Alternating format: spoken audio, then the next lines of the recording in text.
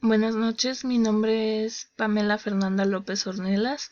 Actualmente estoy cursando la licenciatura de Promoción y Educación para la Salud en el segundo semestre. Este trabajo corresponde a la materia de Sociología de la Salud con la profesora Elizabeth Valdés Uriarte.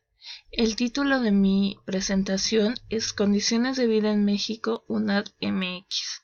Y el tema que voy a abordar son las características de la sociedad, fenómenos, procesos y condiciones de vida.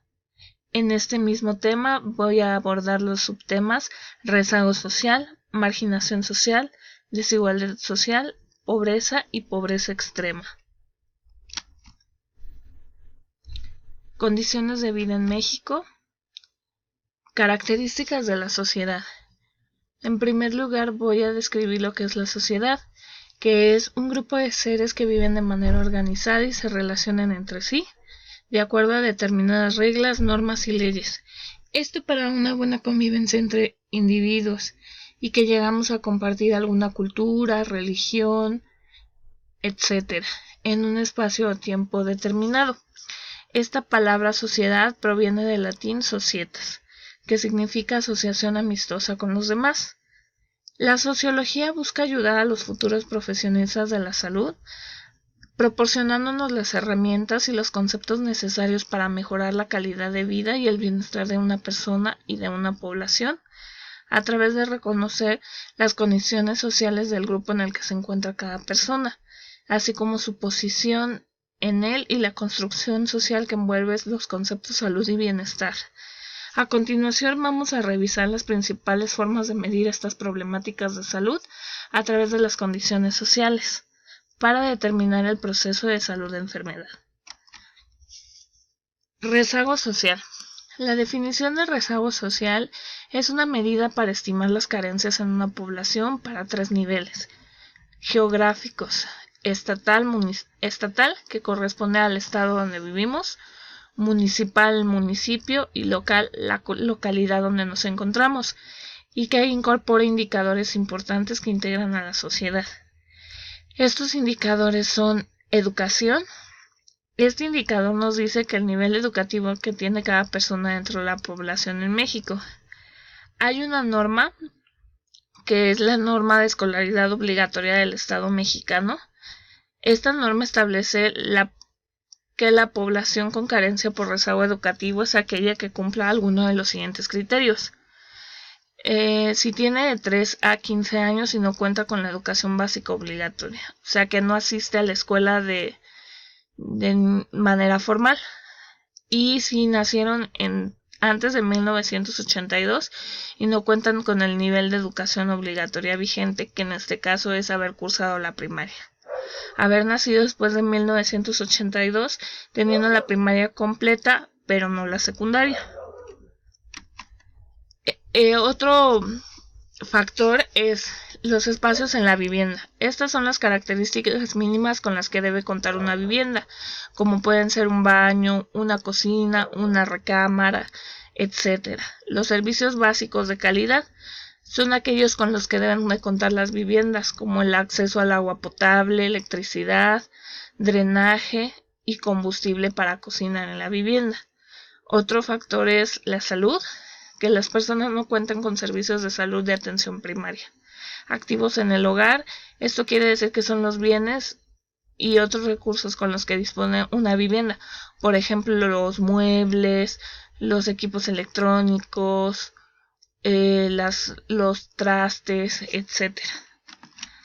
A continuación voy a definir qué es marginación social, que es la carencia de oportunidades sociales o la ausencia de capacidades para adquirirlas o generarlas, pero también privaciones e inaccesibilidad a bienes y servicios. Esto quiere decir que no cuentan con los recursos necesarios para vivir dentro de la sociedad.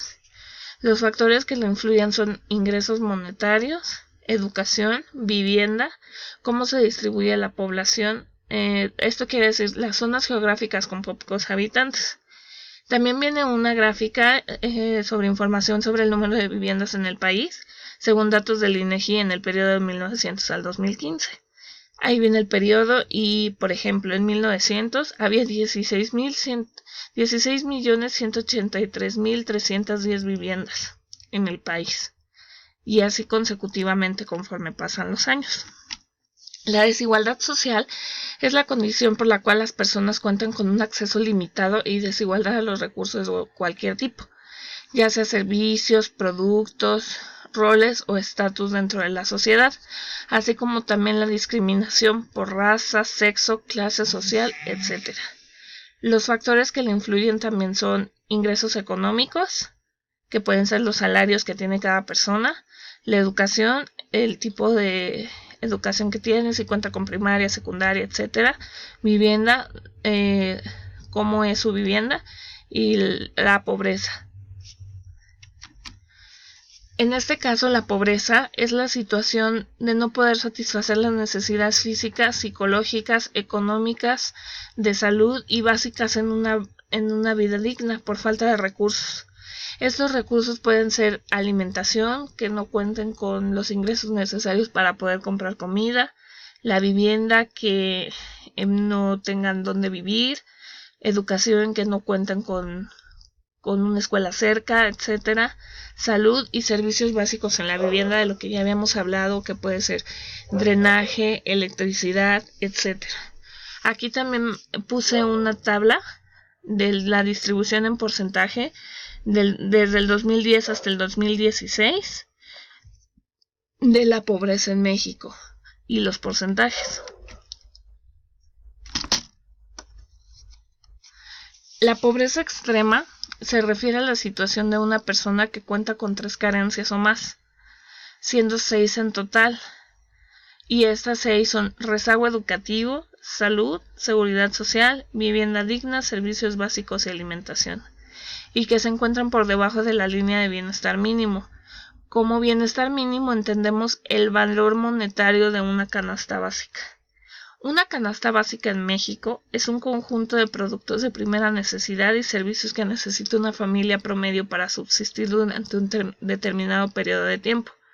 Por lo general es un mes, ya sean alimentos, higiene, vestuario, salud y transporte, entre otros.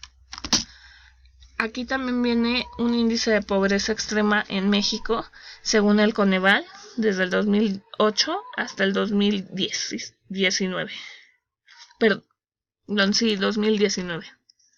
Mis conclusiones en esta presentación serían: en México las condiciones de vida están marcadas por los mismos factores, ya sean educación, vivienda, ingresos económicos, etc.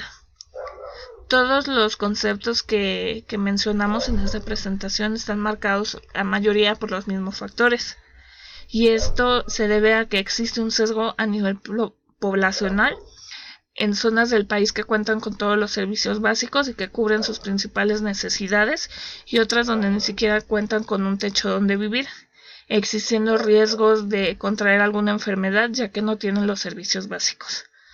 Las instituciones públicas desempeñan una función relevante en este bienestar, tanto al garantizar la protección de los derechos como al asegurar la prestación de bienes y servicios, para que la población se desarrolle y prospere.